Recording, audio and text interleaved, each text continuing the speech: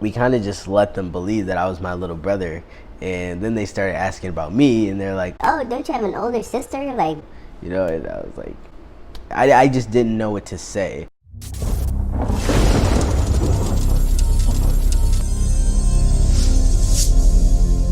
What is up, you guys? Welcome back to my channel here. This is Kevin Thompson. Today I'm going to talk to you guys about a few things that I've dealt with in transitioning, rough things that have really taken a toll on my mental health. I don't want to spend the whole video being negative and telling you guys all the negative things, but I really want to make it known because I've never really talked about the things that bother me and that I know bother other trans people. So I really want to take time and tell you guys about that. I'm not going to be totally negative in this video, like say, this sucks, this sucks, this sucks, bye. I'll definitely give a little bit of an optimistic perspective for each of these things because I always think that there's a little good in the bad. So let's get started here. Before I get started, I just want to tell you guys that I'm going in order of what hurts me most to, what least affects me. So the first one that I'm going to start with here is people asking very, very personal questions. I get these a lot still, and I think that especially when you're stealth and when you pass really well, that people like to ask you things that will kind of hint at you being different, because if you look cis, then how cis really are you? And I think that's what those questions are. And for me, it hurts because most of the time the things that people ask me are none of their business. And I definitely think that if you aren't looking to like date me or really even be a close friend of mine, that those questions are really off limits, because there's so much information out here. Like, we live in the age of information. There's unlimited amounts of information that you could find really on trans people. So I definitely recommend you to look it up. And even if you are cis, don't ask trans people personal questions that you wouldn't ask cis people, because not only is that ostracizing for trans people, it also makes us have to feel the emotions of dysphoria all over again. I don't know about other trans people, but I don't want to have to go through that all the time.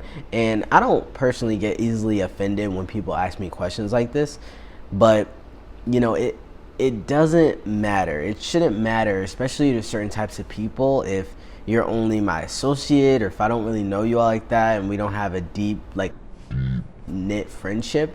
It shouldn't really matter to you. I wouldn't know not to ask these questions if I was cis, but being a trans person, it doesn't really feel good having to answer questions like that. A positive thing that would come out of an interaction like this for trans people, when you work up to it, because it takes a while, and it took a while for me. I wasn't really, practicing these things right out the bat, but I would say, standing up for yourself and being able to say no to certain questions if you don't feel that they're necessary, or that if you don't want to answer them, you shouldn't have to answer them just at someone else's ignorance, like at the expense of someone else's ignorance. You shouldn't have to answer those types of questions. It shouldn't be your responsibility to teach somebody about LGBT things because you're the only LGBT person they know.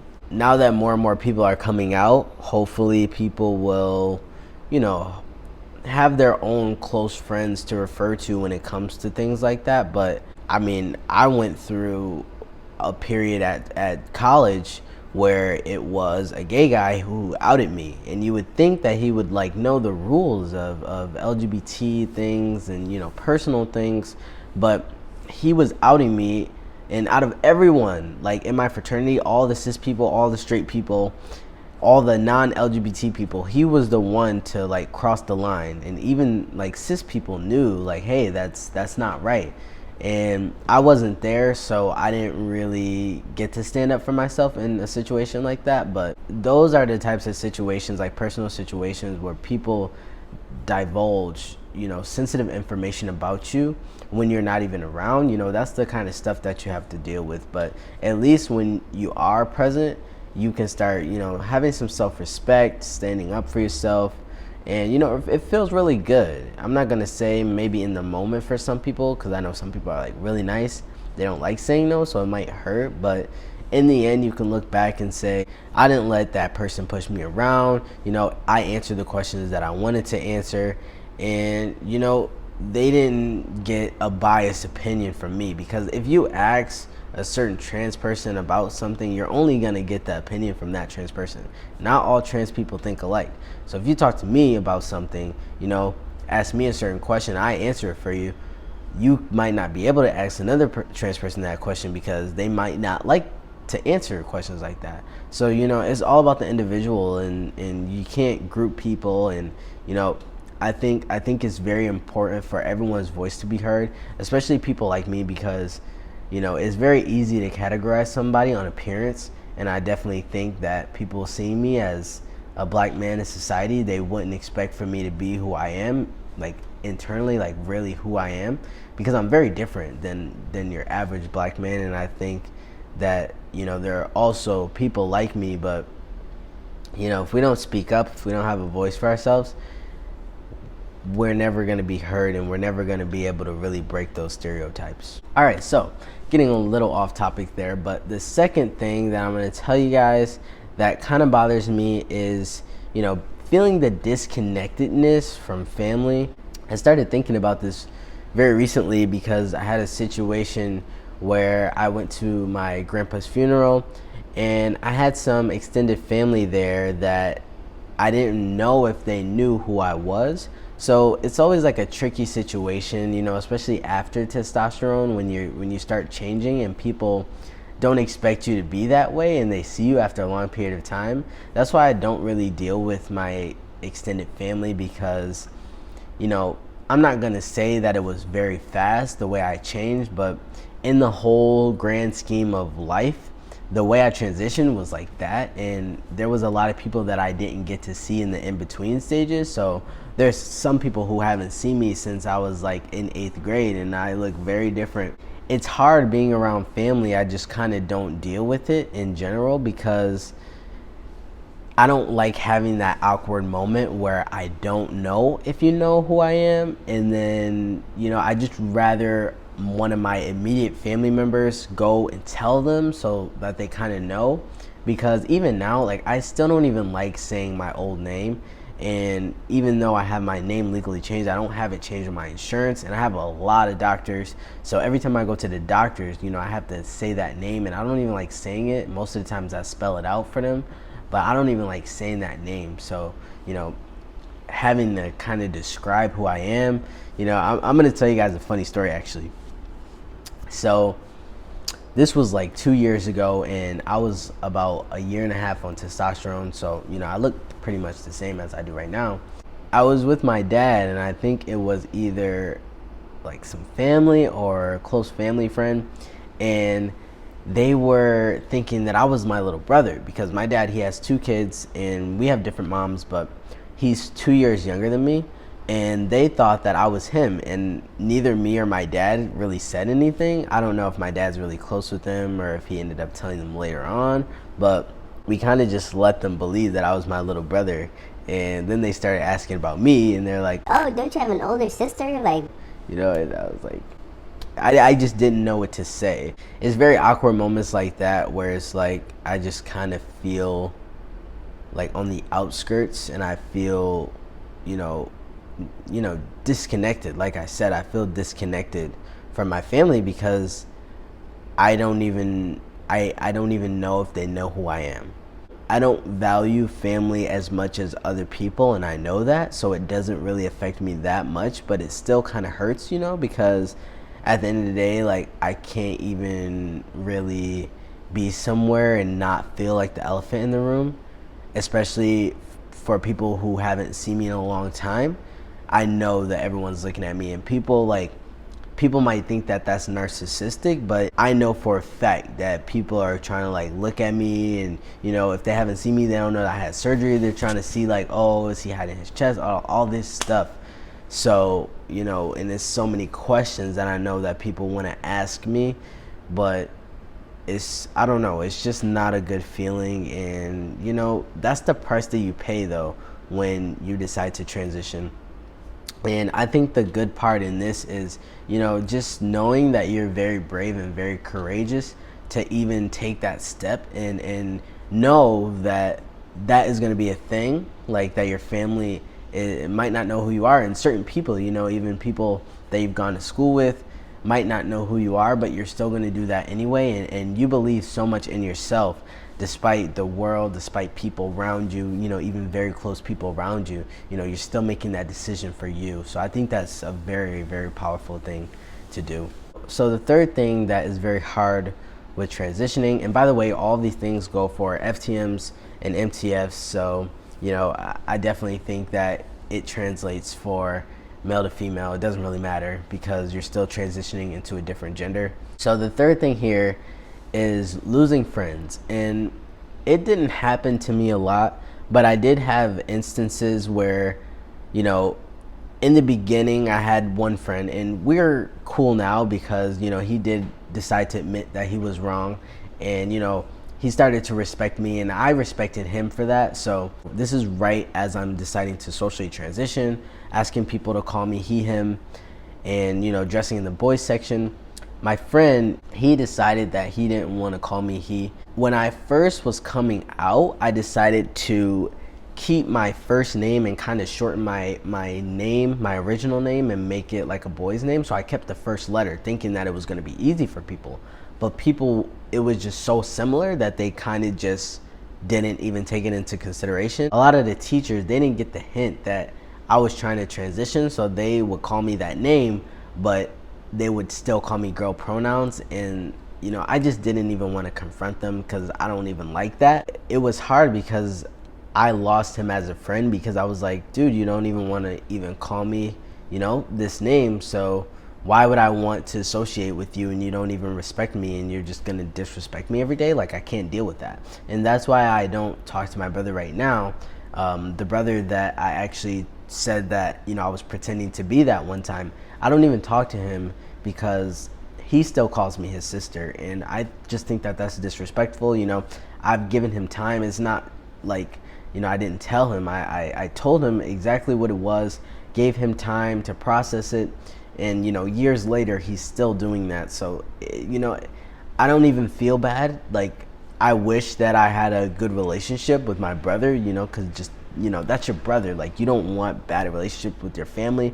But for me, it's very easy for me to cut people off, and I'm just kind of tired of being disrespected, and I feel like a lot of my life growing up, I was the target just because I'm a very nice person and I don't like confrontation. I used to didn't like confrontation, so I used to be an easy target just for that reason. But I'm sick of that, and I cut people off so easy. And my grandma, she's like, oh, you shouldn't cut people off like that, but I know who I am as a person, and if you don't respect me, then that means you don't value me as a person. Why would I want to hang around you?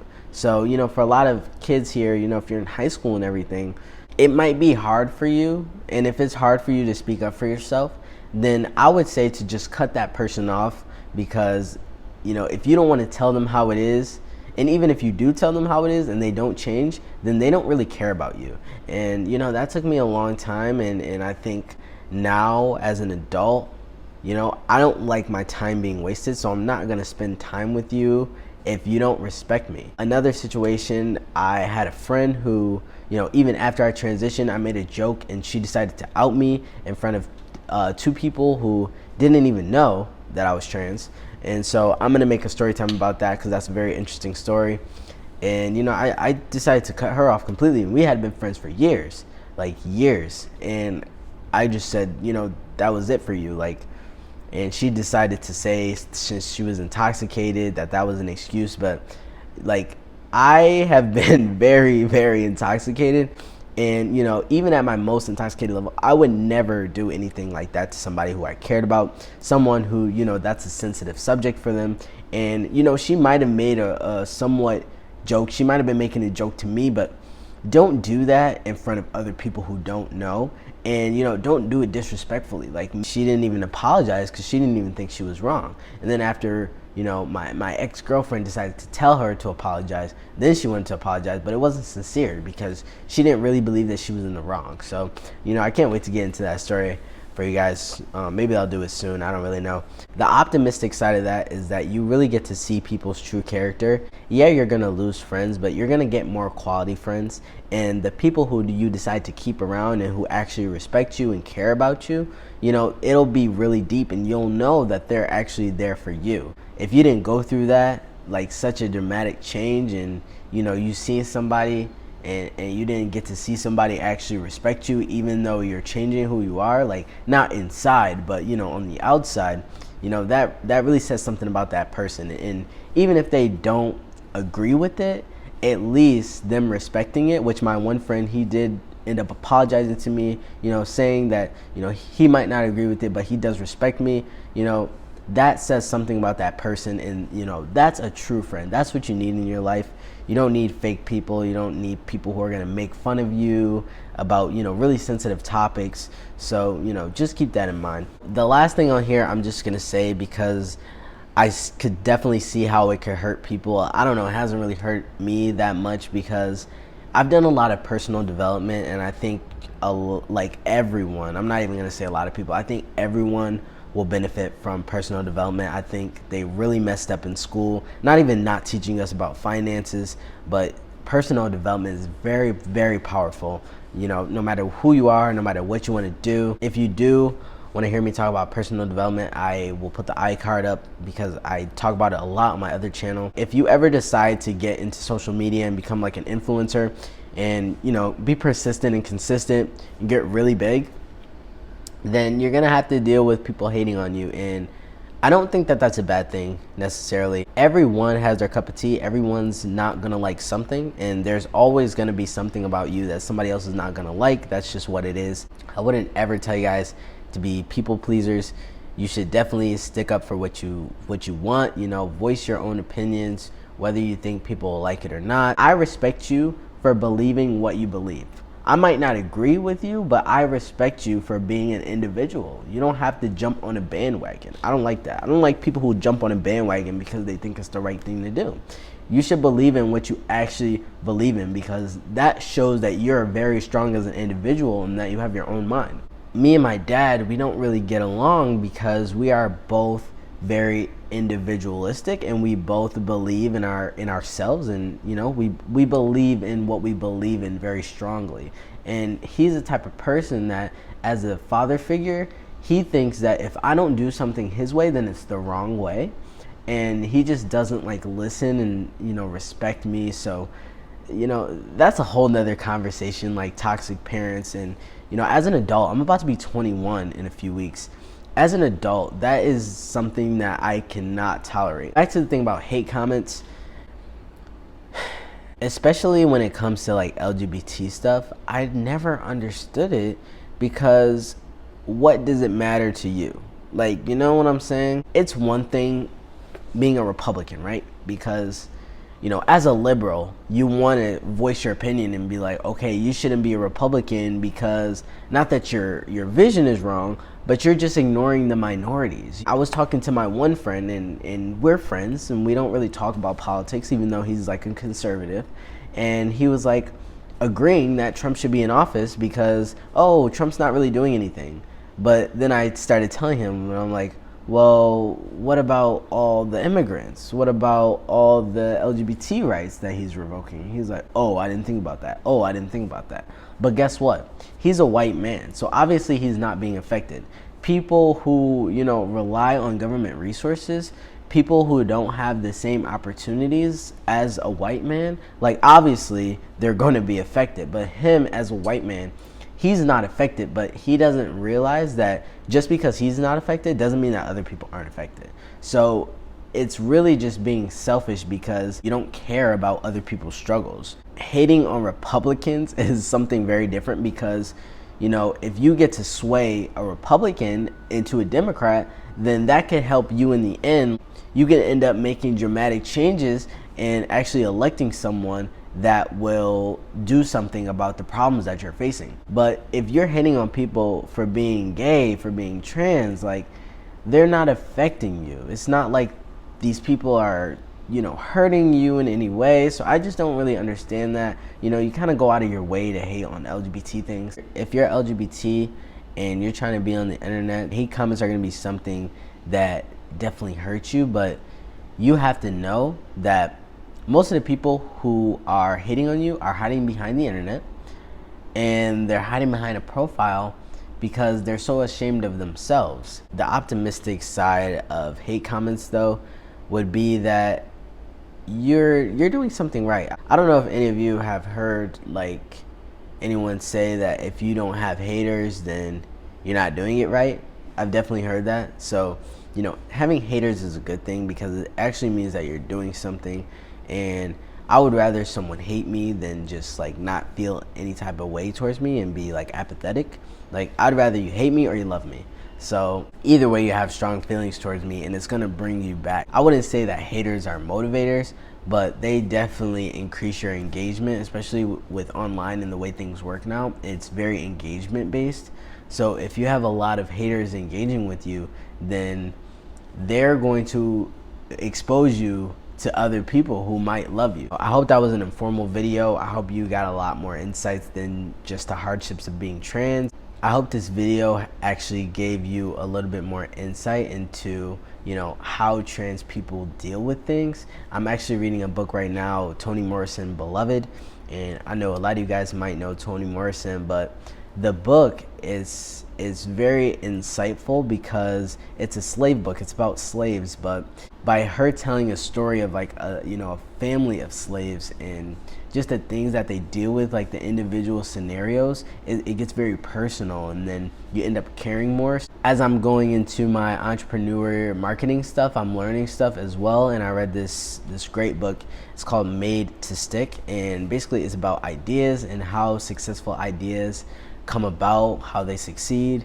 And one of the things that they say is to build a story around an individual. They showed a study in the book where they surveyed people and they had like two different scenarios. The first scenario was a group of kids who needed help, and then the second scenario was one kid. They had a name and an age, and they were dwelling on that one person, and people donated more to the one individual than to the group. And you would think they would donate to a group of people, but that personalization, it makes it very emotional. You guys getting to see into me and my story. Obviously about trans people, but actually seeing the stories of me not connecting with my family and me having to cut people off and losing friends. It makes you more empathetic towards my situation. So I definitely encourage you, if you like this stuff, if you're cis and you're into like trans people, to go see some other trans people, see their experiences, because once you start seeing people's experience, then you feel for them more. This goes for white people as well. Like, they might look at a group of black people, but they don't know individual black people, and once they see a black person struggle and like what they go through, like individual stories, it'll mean more. If you got a story, you should tell it. That's it for me today. I'm gonna stop rambling here. This is going on 30 minutes. So I'll see you guys next week. Stay up. See you next Thursday. Peace.